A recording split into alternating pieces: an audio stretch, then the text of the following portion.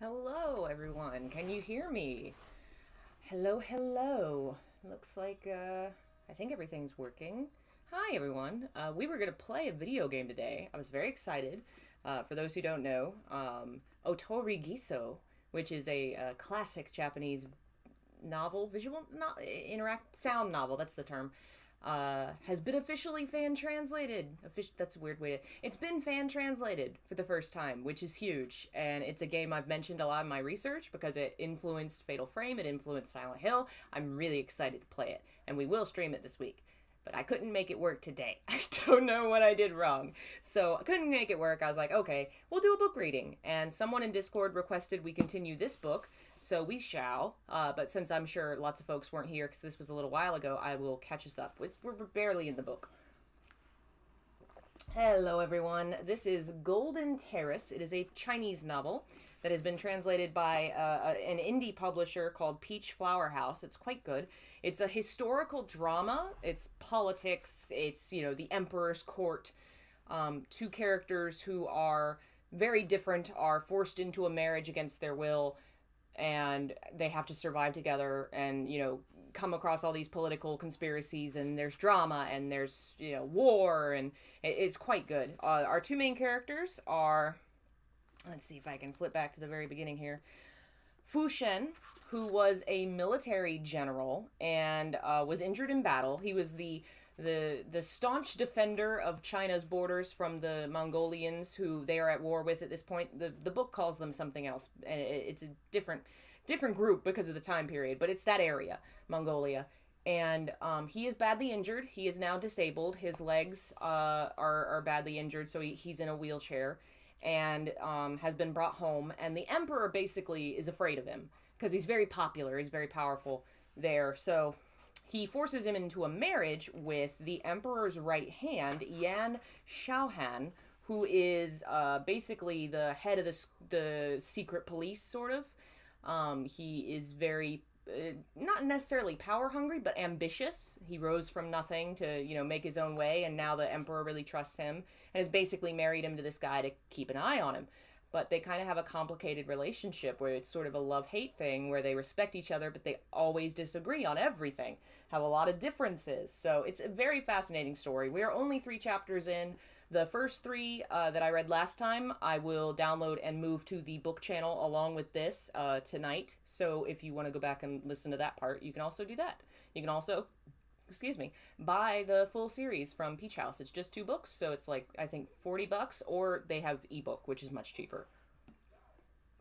So I think last time, yes, it's 2 guys getting forced married because this is ancient China and noble men could marry each other. You couldn't if you were poor, but if you were a noble, you could basically marry whoever you wanted, So yes, Fu Shen, the military general that's now disabled, and Yan Shaohan, the police leader guy, is they are both men. Did you think, Jeff? Did you truly think I would read anything that wasn't? If it's not horror, it's gay. If it's not gay, it's horror. It's one or the other. Chapter 4, Golden Terrace. The Duke of Ying Manor. The autumn day was cool, but inside it was warm and cozy. The long couch was by the window. On a small table, all types of pastries and fresh fruit were laid. A half-grown boy with one leg crossed over the other had his head down, pretending to read the volume in his hands. He hadn't turned a page in ages. The level below was full of standing maids who occasionally exchanged looks or pouted or made veiled hand signals, their faces expressive. They were at no point well behaved. The teenage boy had just been stirred to action by these coquettish glances when a young maid suddenly ran in from the outside and crisply said, "Madam is coming." Everyone's expressions turned grave. All the maids obediently stood still. The teenager's legs stopped twitching, and his bones were no longer soft. Holding the book in both hands, he swiftly twisted into an appearance of propriety. By the time the splendidly dressed lady came in, what she saw was a classic portrait of a student hard at studies. Madame Chin, leaning on the arm of a maid, sat down on the couch. The teenager stood up to salute her and warmly called out, "Mother," then sat next to her. Madame Chin took his hand and said with displeasure, "It's dark. Why haven't the lamps been lit? Take care not to damage your eyes." Hearing this, the maids immediately lit the lanterns and brought fresh tea. The teenager carelessly fabricated, I was so focused on reading I didn't notice it. Mother, what brings you here? Madam Chin said, I went to the forecourt to see your third uncle and discuss some things, and on the way back I was passing by, so I came to look at you. It will save a trip for me this evening. The teenager's eyes turned. Is it concerning my big brother? Madam Chin looked askance at him. Clever, aren't you? You never focus on your studies. All you do is pick up gossip. It's all over the capital. Is there any need for me to go deliberately picking it up? The teenager sneered. He got his legs broken and couldn't stick it out at the border, so he's had to come back to the capital to retire, right? Hearing this, Madam Chin pursed her lips and pressed his hand heavily, but she didn't reproach him, only instructed the servants attending on them. Withdraw, all of you. I need to talk to Yair alone. The servants all bowed and left the room. 2 upper maids remained in the corridor, while the rest went into the courtyard to amuse themselves. All the maids who looked after the young master were pampered, pretty, and pleasant. Quite a few among them were naive, simple-minded women with chivalry in their hearts. 2 who were on good terms got together to whisper to each other. When they came to what they had heard in the young master's room, one of them indignantly said, It's no wonder the first gentleman wants to live outside. If he was at home, who knows what state that lady would torment him into. So, catch up with what that all means. This is the family of Fu Shen, the military general. His mother-in-law, I think it's clarified later, who they don't like him. And the teenager is his younger half-brother who's just said, oh, that's, he's been injured and he's coming home to retire. Mom's up to something. And if you know anything about how Chinese politics, Chinese family inheritance works, her son will not inherit the titles, the money, the anything to do with this household if Mr. Military Man comes home and claims it. She wants him out of the way. So she's going to have to figure out a way to get rid of him. Now, I already told you about the marriage plot because it's on the back of the book, but this is how the marriage plot's going to come about. The other one said with a smile, Not necessarily. You wouldn't know it. When he was at home, whenever our madam and the young master saw him, they were like mice who had seen a cat. He looks like a promising young man, all orchids and jade trees, but his temper is like a tempest. Now that's a real man who can hold up heaven and earth. The first gentleman is a young hero, but he can't even be mentioned in his own home. Our young master has no conscience. He distances himself from his own big brother, only listens to the insinuations of those malicious little people. The other maid lightly smacked her on the back of the hand. What do you know? They don't have the same mother. How can he count as his own big brother? Reasonably speaking, only the second young mistress, that's Princess Chi now, can call him her big brother. As for our young master and the crown prince's first consort, in his heart there are 3,000 li behind his cousins. Li is a measurement, so it's like they're miles away from each other. And they're going to explain a little more of the politics here. The late Duke of Ying, Fu Qingzhong's first wife, had died young, leaving behind 1 son, Fu Shen, and 1 daughter, Fu Ling. At 17, Fu Ling had married the emperor's son, Prince Qi, becoming his first wife. The duke's second wife, Madam Qin, had 2 daughters and 1 son. Her eldest daughter, Fu Ting, had gone into the palace and been selected as the crown prince's consort. Her young son, Fu Ya, and her younger daughter, Fu Shi, still of tender years, were both at home being raised by their mother.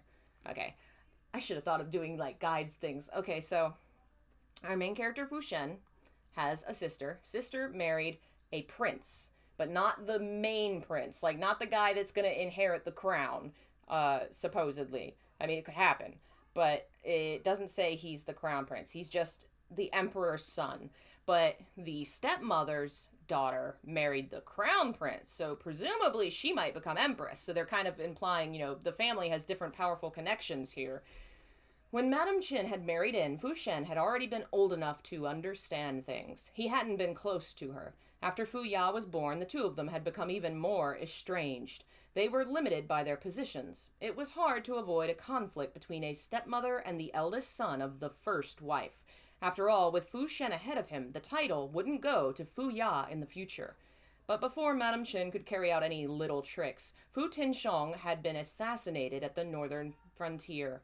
At the time, in order to win over officials of outstanding merit, Emperor Yuan Tai had been treating military officials quite preferentially.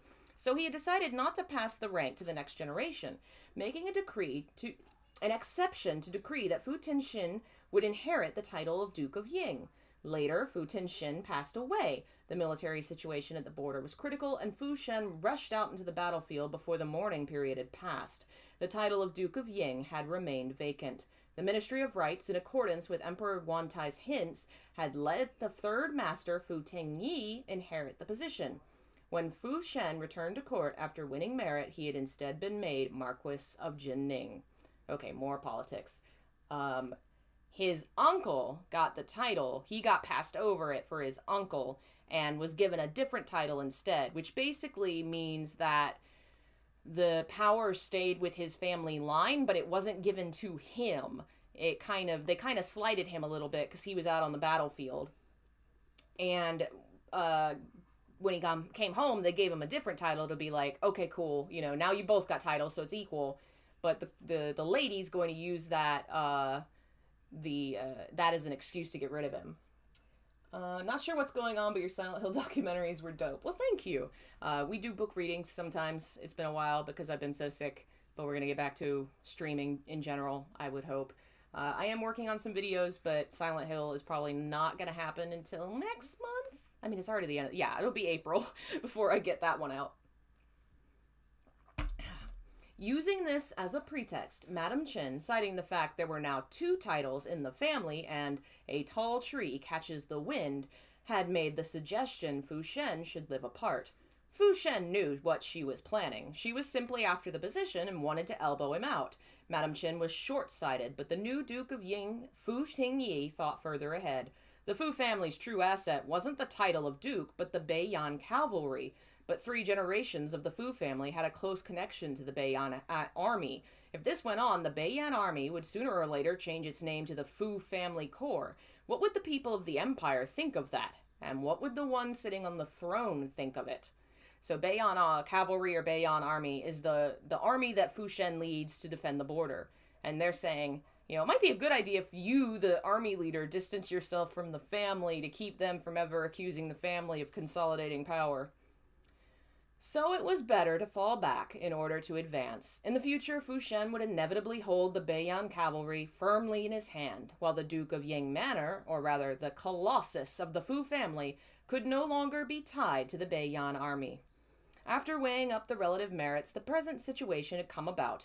The Beiyan army commander, the Marquis of Jinning, Fu Shen, had set up housekeeping on his own and had practically no contact with the Duke of Ying Manor. The Fu family's third master, Fu Tingyi, had inherited the title and was acting the idle noble, while Madam Chen lived at the ducal manor with her children, only waiting for Fu Ya to come of age to request he be made heir to the title. Neither mother nor son had any fond feeling toward Fu Shen. For Madam Chen, it was because of her guilty conscience. She couldn't stand to see him succeed, lest he turn around and bite back at her. Fu Ya probably thought that since Fu Shen hadn't offered up the position of heir to him with both hands on his knees, that meant he naturally owed him.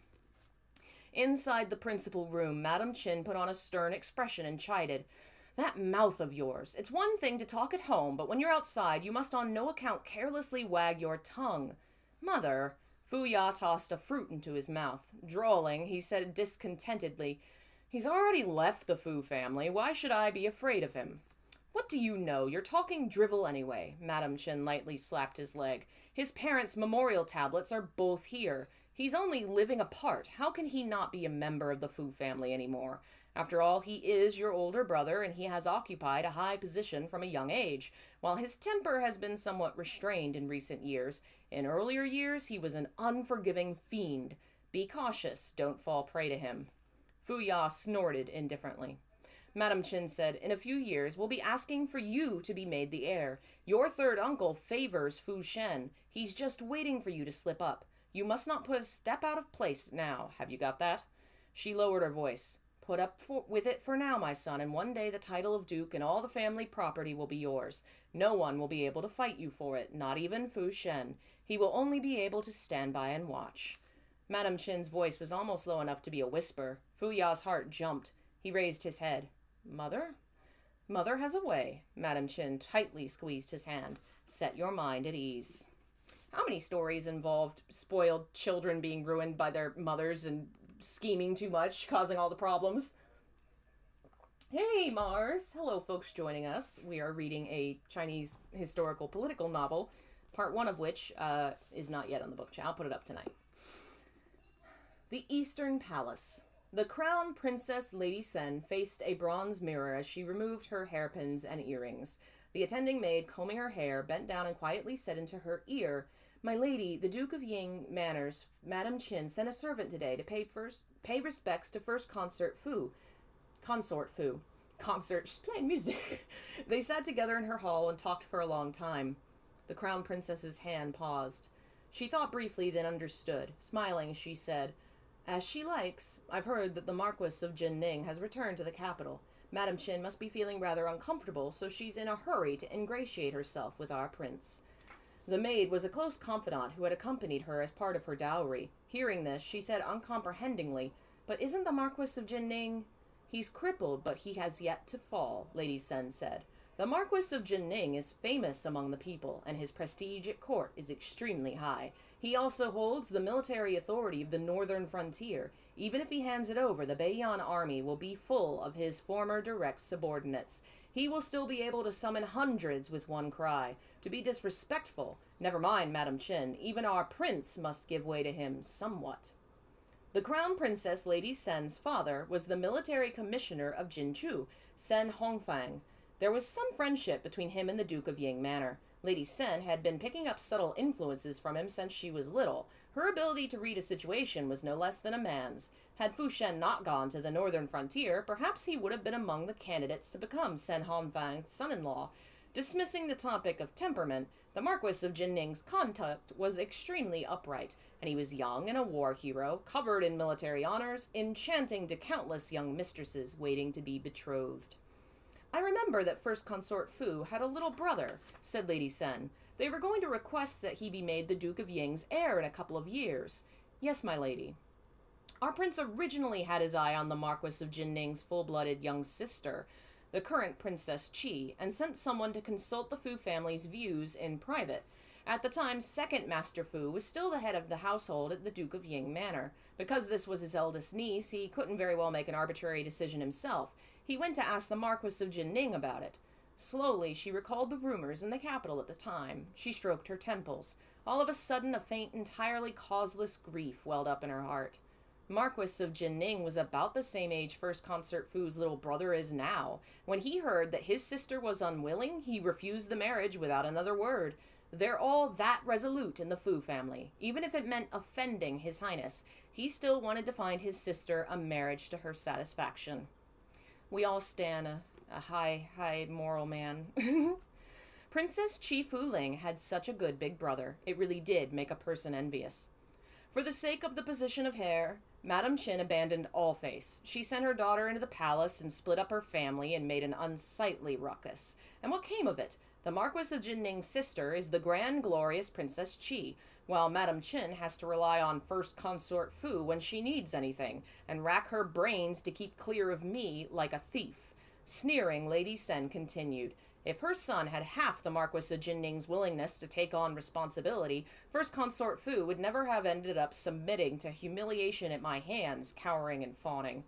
The maid knew that the words Marquis of Jinning had touched a remote regret in the Crown Princess, and felt that the Crown Princess was unusually acerbic tonight.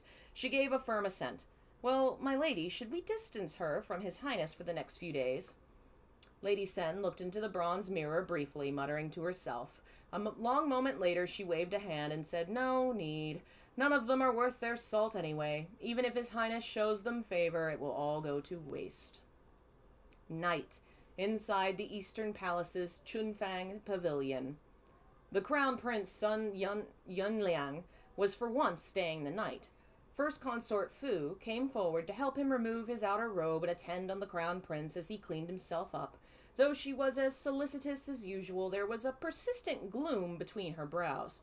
To Sun Yunliang's eyes, the sorrowing beauty with her shapely brows slightly knit had a particular romantic air to her. He couldn't resist coming over to embrace her and provide his attentions.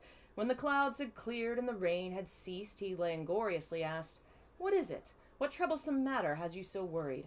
Fu Ting quickly stood and knelt by the bed to ask forgiveness. Today my mother sent a servant to tell me about a certain matter. I was scared out of my wits. Because of this I have been a little distracted. I beg your highness's forgiveness. The crown prince pulled her back into his arms. I pardon you. What was this matter? Tell me about it. Fu Ting's brow instantly cleared. It was as if she had beheld a savior. Her eyes were full of reverence and trust, making the crown prince feel even more complacent. She drew close to the crown prince's ear, her breath delicate as an orchid scent. I won't conceal it from you, your highness. This matter concerns my older brother, the Marquis of Jinning, Fu Shen. So if you follow all that, it opened with the Marquis's family, his stepmother and half-brother, kind of scheming about how they want him to inherit the family's title and money instead of the older brother. And the mother saying, don't worry about it, I got it. Then we switch to the crown princess talking about how the two female members of that family, one got married for love to a prince, and the other was married for politics as a consort instead of a wife. So basically part of a harem. And it was all to make sure that the mom had an ear in the palace, somebody to, help maneuver things. And then we see the scene where said daughter is maneuvering things with the prince, a lucky night they got together, and the mom is putting some kind of idea in the prince's head that she has had the daughter pass on. So now we are in chapter 5. This year, it seemed, was destined to be turbulent.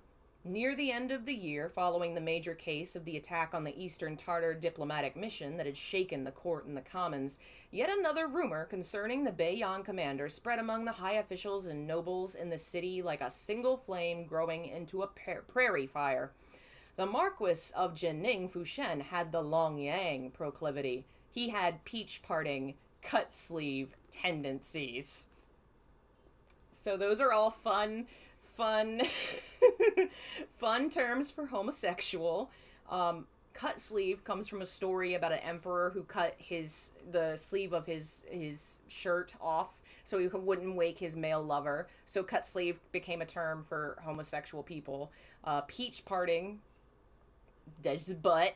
Peach is a synonym for butt in China for quite a long time. Long Yang is a place that, like, most cultures have a place that they say, oh, well, that's where all the gay people are from. I don't see in the notes why it says Long Yang, if that was, like, a place where, I don't know, but I think that's a place. In Middle Ages Europe, it was Italy. It was called the Italy or the Italian disease or something like that.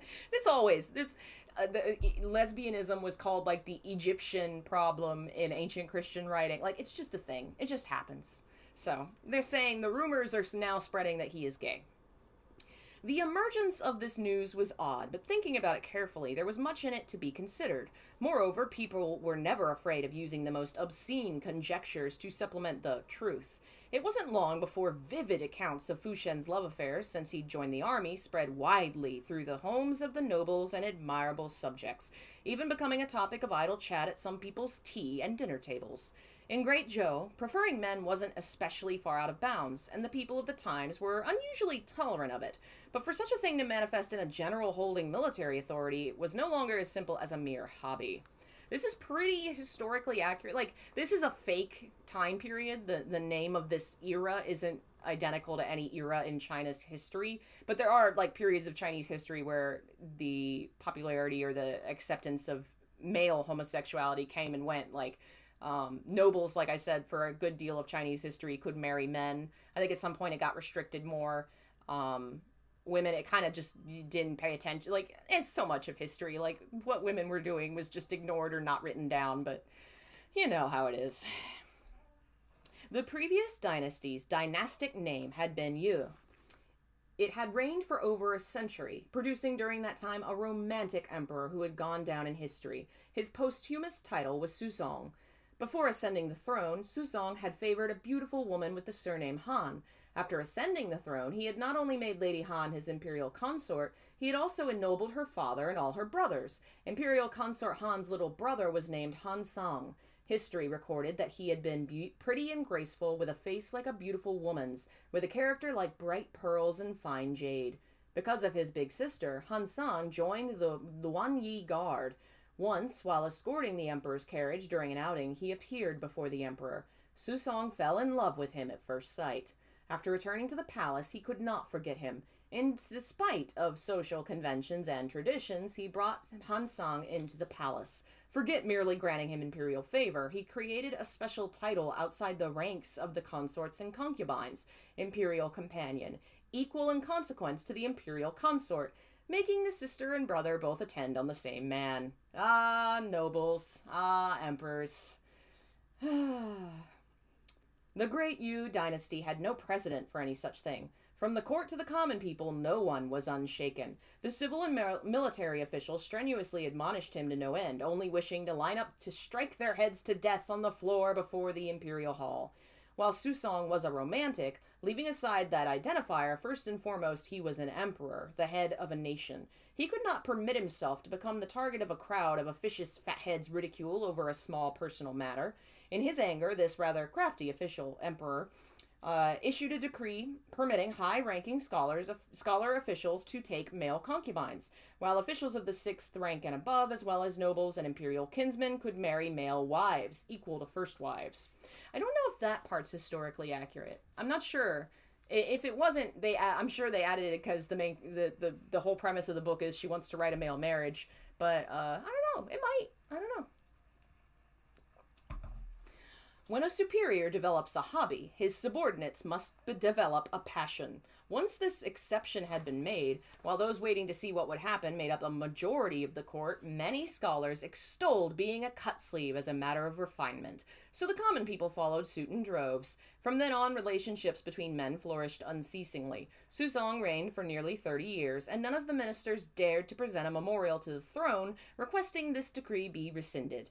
It was only when the previous dynasty was in an increasingly rapid decline that the then reigning Xuanzong, feeling that the prevalence of relationships between men ran counter to the heavenly principles and tradition, resulting in a stagnating population, a sharp drop in the number of strong workers, difficulty in sowing and reaping, at last issued a decree prohibiting marriages between common men. An imperial order sent male concubines back to their homes, returned their indentures to them, and re-enrolled them in the house register. But there were still exceptions to the decree. Xuanzong not only permitted men who had the status of first wife to remain in their husband's family, he deliberately issued a benevolent decree. All officials of the 6th rank or above, dukes and marquises and imperial kinsmen, if they were willing to marry a man as their first wife, were permitted to submit a memorial to the throne for a special dispensation granting their marriage. Of course. Hello, Caffeine. I'm glad you're enjoying it. This benevolent decree became Xuanzong's secret weapon to check powerful ministers and his own family members. For nobles inheriting a title especially, taking a man to wife meant having no direct descendants. If there was no one to inherit the title at their death, it would revert to the court. Following the end of the Yu dynasty, owing it to the outstanding efficiency of this bloodless killing blade, it had continued to be used to this day, and since Great Zhou had been established, about a dozen courtiers had had marriages granted to them by the emperor, all people with great authority and vast influence. Basically what he's saying is, it gave the emperor the power to approve male marriages, but due to the system of inheritance in China, you have to have an eldest son of your bloodline. Well, I guess there are cases of adoption, I'm pretty sure, but basically your bloodline would end because you would not have a wife. Your wife would not be your first partner, and whatever like titles and things you had would revert back to the imperial court when you were dead, so it gave the court more power. The Beiyan's army commander, the Marquis of Jinning, the eldest son of the Duke of Ying by his former wife, under any guise, what he would fear most was being smeared with the word cut-sleeve. So many people had their gazes fixed menacingly on him, and the emperor was fretting about having no excuse to take over the military power he held. Why at this precise moment would this rumor spread? Fu Shen was living quietly at home, paying no visits to family or old friends. Naturally, he had no way of knowing about these rumors. His subordinates, meanwhile, due to having heard too much unreliable gossip about the Marquis of Jinning, from extravagant embellishments to monstrous tales, had long ago learned to take rumors in stride. Had they any political acuteness, none of them would have allowed the rumors to spread rampantly like this. The plotters were sharpening their knives, while the one at the center of the plot had his eyes and ears closed, utterly ignorant. Now we're going to get back to the other guy, our other main character that works for the Emperor, Yan Xiaohan. By the time Yan Xiaohan, who was slightly more alert, heard this rumor from the mouth of a Feilong guard, his heart instantly jumped. His intuition told him this was going to be bad. That night, he received no answer from Fu Shen. Under the circumstances, the most resolute of people couldn't help wavering. Yan Xiaohan had the upper hand, but sadly he wasn't at all pleased. Emperor Yuantai hadn't permitted the Feilong Guard to take over the case of the attack on the Eastern Tartar diplomatic mission. All Yan Xiaohan could do was choose to investigate in private. The doubts in his heart hadn't disappeared. Though Fu Shen had said it was Yan Xiaohan having too high an opinion of him, a person who could leave a battlefield in one piece falling into an ambush like this was like a duck inexplicably drowning to death in a bucket of water. Never mind that this ambush was full of peculiarities. Even with the Feilong Guard's methods, he had to this day been unable to discover the mastermind. He's talking about the attack that led to Fu Shen being disabled. He got very badly injured. Yan Xiaohan thinks it's suspicious, but the Emperor won't let him investigate it, which makes him more suspicious that something happened in the background, that this was maybe planned by someone within the court.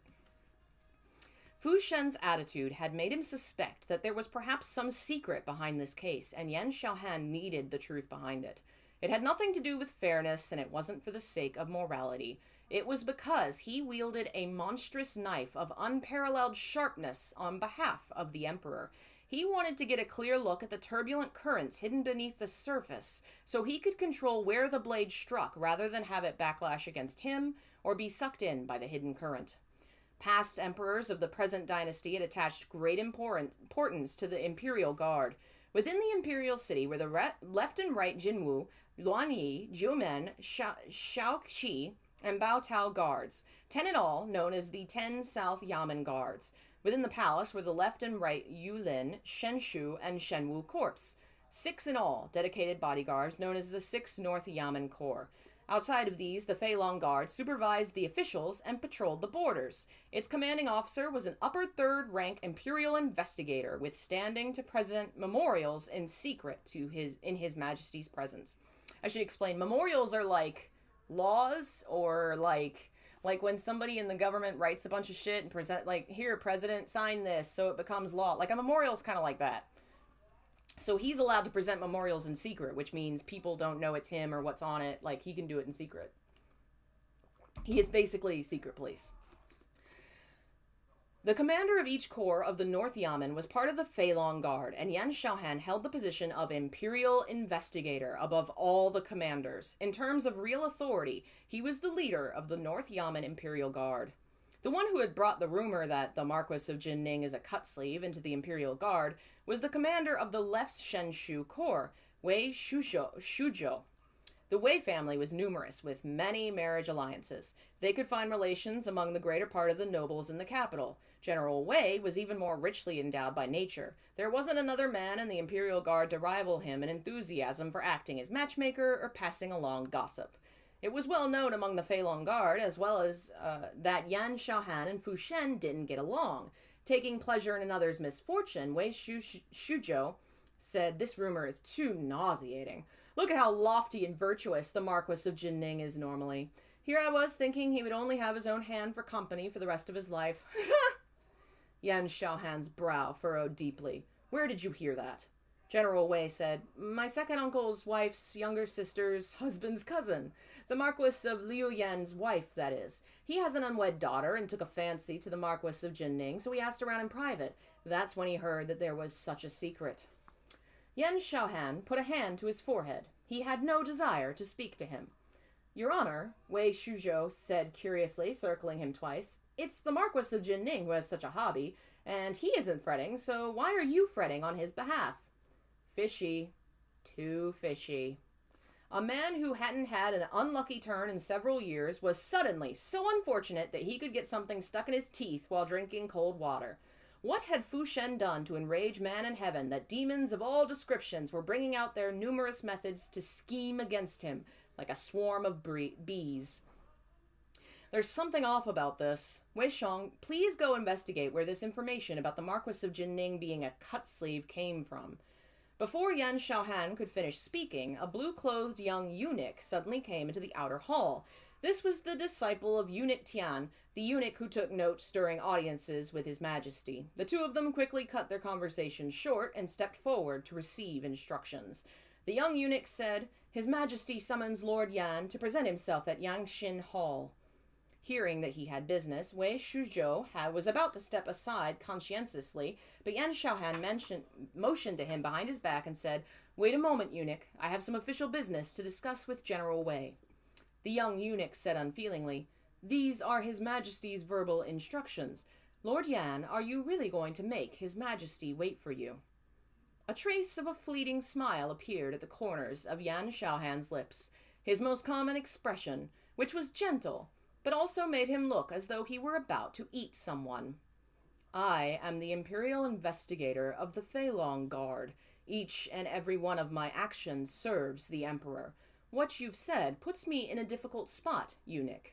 The eunuch had only been blustering. When Yan Xiaohan smiled at him like this, he instantly recalled the frightening legends in the palace concerning this Imperial Investigator of the Feilong Guard. His expression changed dramatically. He barely managed to keep calm. Giving way, he said, That being the case, do as you wish, Lord Yan." The bewildered General Wei was pulled in front of the writing desk. Yan Xiaohan casually picked up some files for verisimilitude. Lowering his voice, he said, "Go to the Marquis of Jinning Manor for me. Tell him the news from outside. Tell Fu Shen that he must be careful and make his preparations soon. No matter what happens, he has to hold steady. He must not act blindly without thinking." This raised a flame in Wei Shuzhou's gossip-loving heart, but seeing that Yan Xiaohan's expression was solemn and he didn't seem to be joking, he quickly nodded and said, "Set your mind at ease, Your Honor. Just leave it to me." And realize now he's lied. He's not trying to serve the Emperor here. He's trying to help Fu Shen here, because he's actually, However confidently he spoke, Yan Xiaohan ultimately couldn't keep the eunuch delivering the decree waiting too long. He had to temporarily put this mess aside and hasten to Yanshin Hall. The note-taking eunuch Tian Tong had never gotten along with the Feilong Guard, and the young eunuch shared in his teacher's enmity. He was unwilling to reveal anything.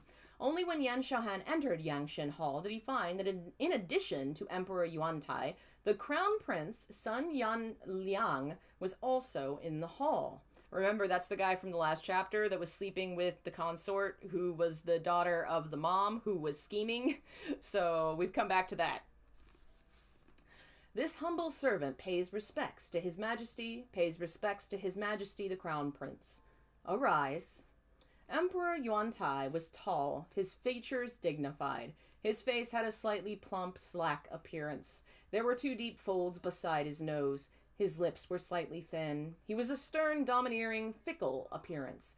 This emperor was worthy of being called able and efficient. He had always been of serious disposition, quite solemn, but presently he seemed to be in a good mood. There was even a smile on his face, wiping away the anger and gloom previously brought on by the case of the diplomatic mission, making him actually seem far more kindly. It seemed that this wasn't a bad thing. Yan Xiaohan felt slightly relieved, thinking to himself that he really was in a fright after the tricks and tactics coming one after another in recent days. He was a little jumpy. The Crown Prince wore a long face and stood by unmoved. Yan Xiaohan could feel his gaze on him. It wasn't malicious, but contained a fine, needle-like probing. "The Crown Prince may return to the Eastern Palace." Emperor Yuantai wished to speak to Yan Xiaohan alone. He considered, then for once gave the Crown Prince a word of encouragement. "In today's matter, you have done well." Receiving this praise, the Crown Prince had already attained his primary goal for the day. He had no further hesitation about giving up his position. He averted his gaze from Yan Xiaohan, even smiled at him. He bowed and withdrew. That smile seemed to contain indescribable mockery and pity. Yan Xiaohan suddenly had an ominous premonition.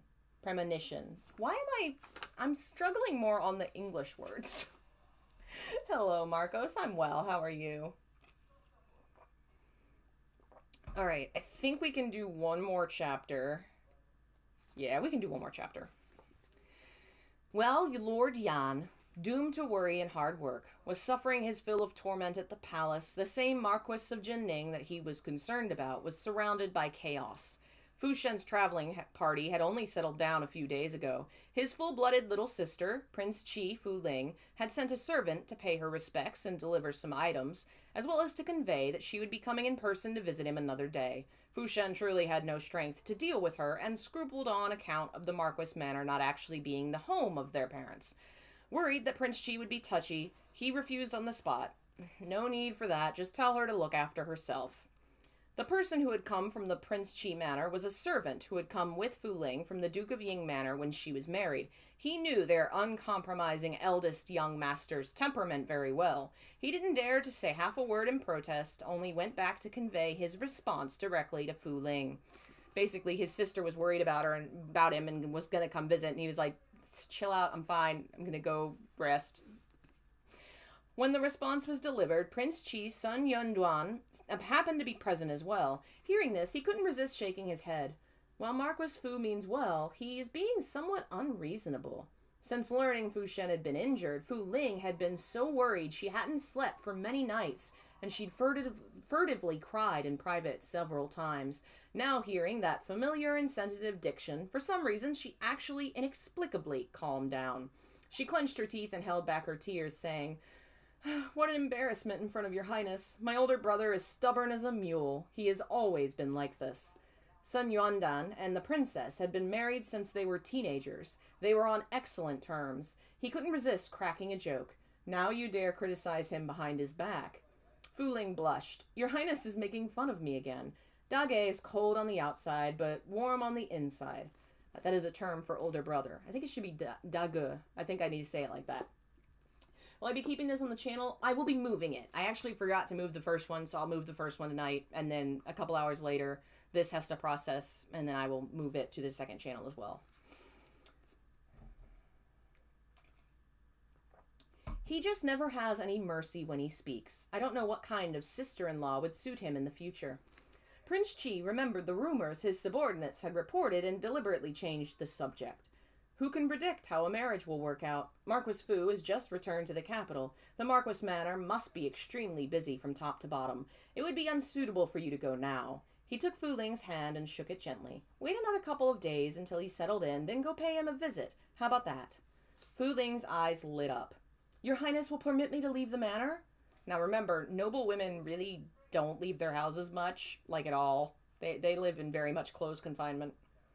Prince Qi turned his head and kissed her cheek. With a quiet laugh, he said, He's your big brother, not an outsider. There's no harm in it.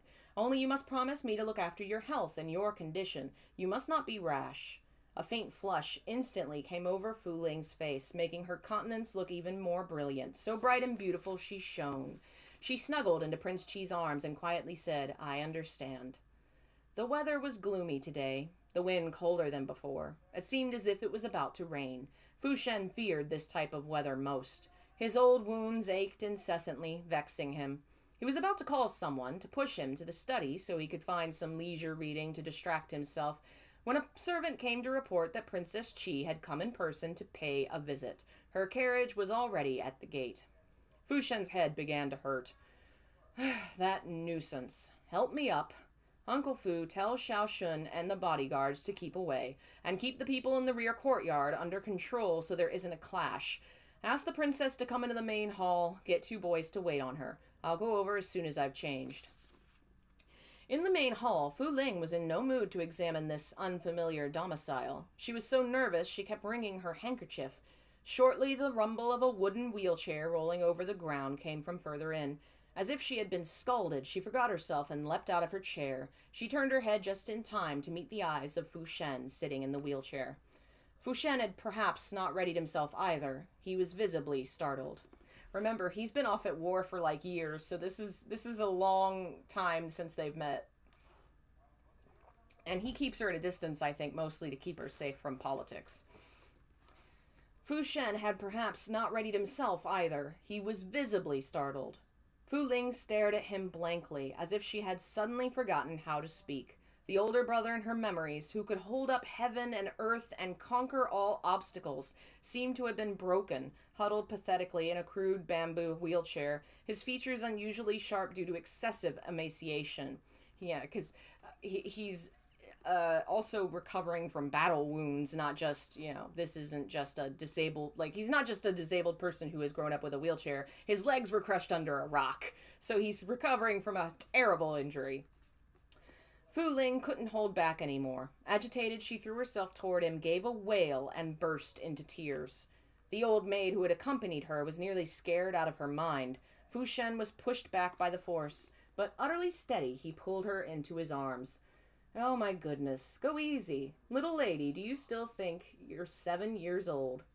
Her taut heartstrings at last gave out altogether. Princess Chi forgot decorum and restraint, clutched his sleeve tightly, and sobbed so hard she could hardly speak.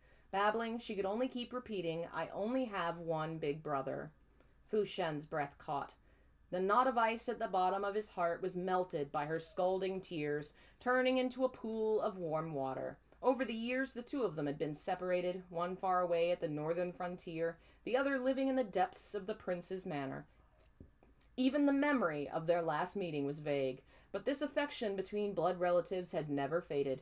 He gently patted Fu Ling's back, the awkwardness of caution in his movements, and quietly comforted her. Don't cry, don't cry. It's all right. Guga is here. Don't be sad. That's another term for brother. Hello, folks joining us. Supposing General Fu really was a star of command come to Earth, then Princess Chi must have been a god of rain reincarnated. The Marquis of Jinning Manor was nearly swept away by tears. Fu Shen managed with difficulty to console his little sister. Physically and emotionally exhausted, he pressed on his temples and said helplessly, I told you not to come. You didn't listen and just had to come here to cry. Aren't you worried it'll injure your health? After your visit, we won't have to water the manor's garden for 3 years. Fu Ling was using hot water to clean her face and fix her makeup. Hearing this, she snorted a laugh and grumbled, You think I wanted this? Making me sit at home fretting is what would injure my health.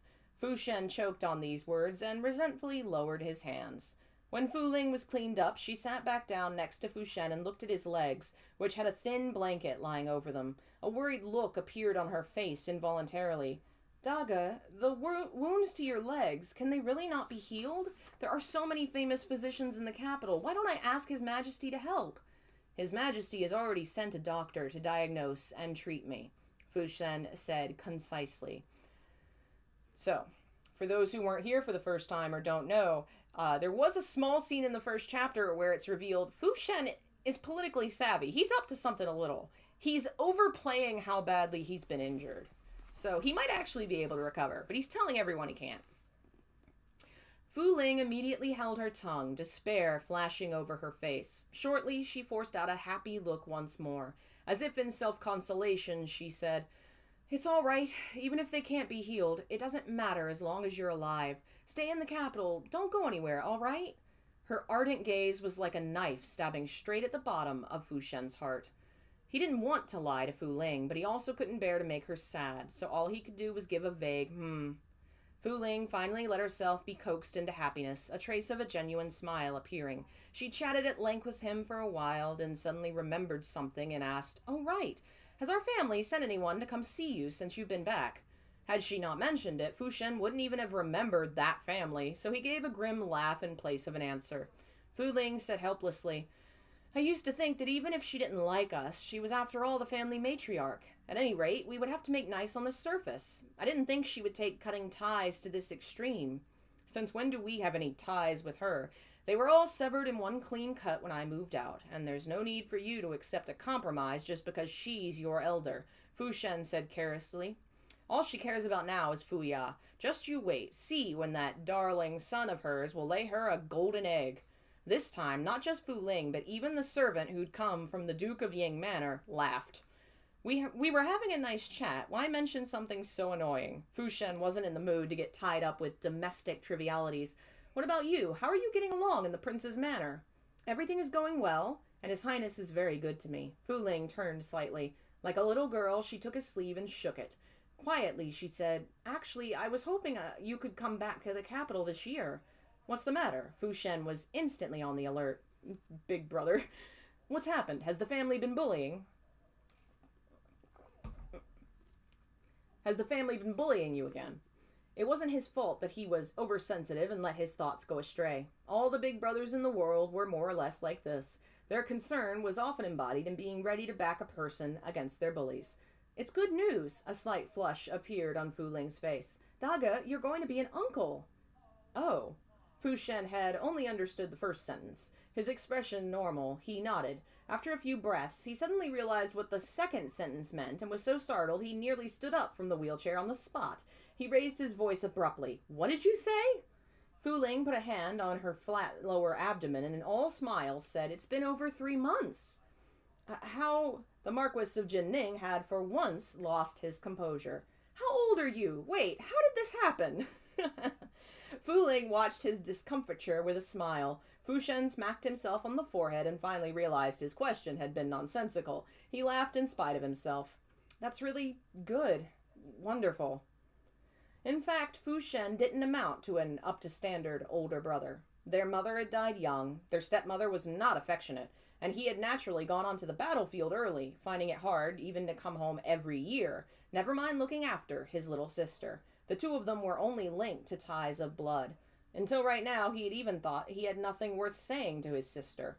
And Fu Ling was outwardly soft, but inwardly firm. Even under Madame Shin's hand, she had smoothly matured into a fine young lady.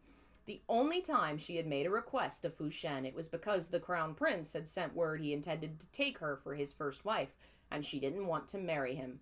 Only then had Fu Shen had an abrupt sense of being an older brother. He had wiped away Fu Ling's tears and told her, "If you don't like him, then don't marry him. Don't be scared. I'll take care of everything for you." It was an older brother's mentality doing the mischief. When he looked at Fu Ling, he always thought she was still a dainty, weepy little girl, never willing to say anything straight out, always insisting on tugging at an adult's sleeve first. He hadn't thought that in the blink of an eye she would be married and a wife, and in a blink of another eye, about to be a mother. When he heard she was pregnant, after his excitement had passed, Fu Shen didn't dare keep her at the manor for long. This person, who didn't believe in gods or ghosts, had unexpectedly turned superstitious. He was afraid that he and his manor full of soldiers who had come fresh from the battlefield had too much vitality, which would be bad for the child. He simply chased Fu Ling out. Only when she had reached the gate and been helped into the carriage by her maid did Fu Shen say earnestly through the window, "Take good care of yourself. I'm staying in the capital for now. I'm not going anywhere. You get through your pregnancy without worrying. Don't put yourself to any trouble." Fu Ling was about to cry again. Holding back sobs, she said, "Just look at what my Gaga says. Who would dare to put me to any trouble?" "Right," Fu Shen agreed warmly. "Gaga will take care of everything for you. Go on." The Marquis Manor's front gate shut once more. Uncle Fu returned inside, pushing Fu Shen. Midway there, Fu Shen suddenly said, "Remember to go to the storehouse and collect some nourishing medicinal ingredients. Take some bolts of silk and furs of various colors and send them to Prince Chi Manor another day." Uncle Fu said, "Is this a gift for the young lady? Should I add something for His Highness? Not counting today, Prince Chi Manor has sent quite a lot of gifts lately." Fu Shen nodded. "I remember there's a gold star dragon tail inkstone in the study. Go get that later and think of a few other things to add." Back to the politics. At the last moment, he hit upon the notion of going to the study, but the study had long been sealed off and disused. The old servant was worried there would be an accumulation of dust inside and ordered it swept before daring to let Fu Shen enter. He hadn't thought that trouble would come of this sweeping. While Fu Shen was looking for the inkstone, he discovered an unfamiliar long wooden box on the desk. This didn't belong to him, but someone had displayed it on the table front and center, as if deliberately putting it there for him to see. The wooden box was very light.